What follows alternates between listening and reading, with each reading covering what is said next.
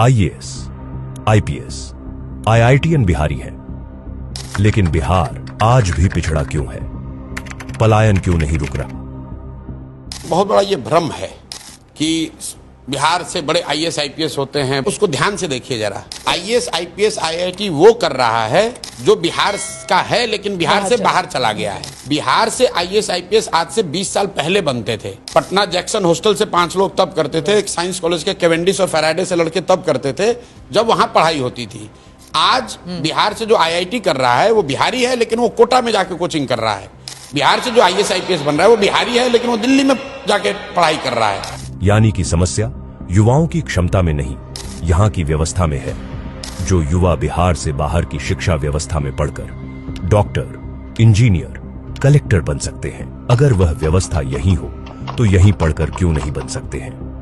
जो बच्चे बाहर मजदूरी कर रहे हैं, अगर उन्हें यहीं पूंजी मिले तो उनमें वो क्षमता है कि वो यहाँ सिर्फ व्यवसाय ही नहीं करेंगे, रोजगार भी उत्पन्न करेंगे। इसीलिए प्रशांत किशोर कहते हैं, समस्या जटिल नहीं है, बस 3 मूलभूत चीजों को ठीक करना होगा।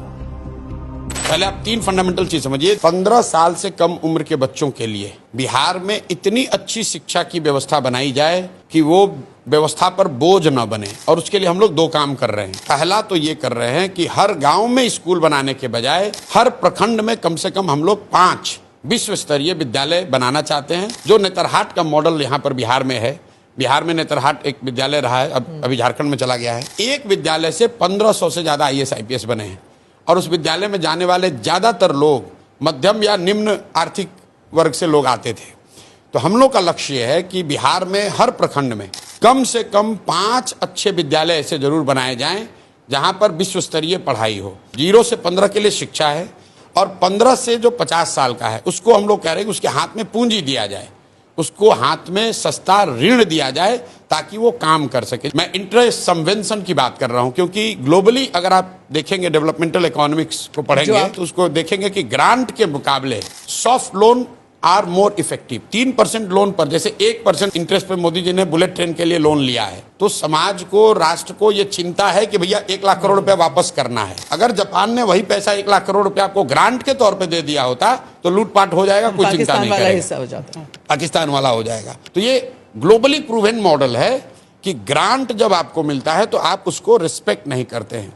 तो बिहार में हम लोग इंटरेस्ट सबवेंशन स्कीम लाना चाहते हैं जहां आपको 10%, 12% ब्याज ना देना पड़े, 4% ब्याज देना पड़े। अगर आप रोजी रोजगार का अवसर यहां पैदा करेंगे और 50 साल से ऊपर के जो लोग हैं जो ना पढ़ सकते हैं ना रोजी रोजगार कर सकते हैं, वो करीब करीब 1.5 करोड़ की आबादी है। उसके लिए मैं चाहता हूं कि 2000 रुपये महीने की व्यवस्था हो जाए ताकि वो बेसिक डिग्निफाइड लाइफ जीत सके। फंडामेंटली यही 3 बात कह रहे हैं।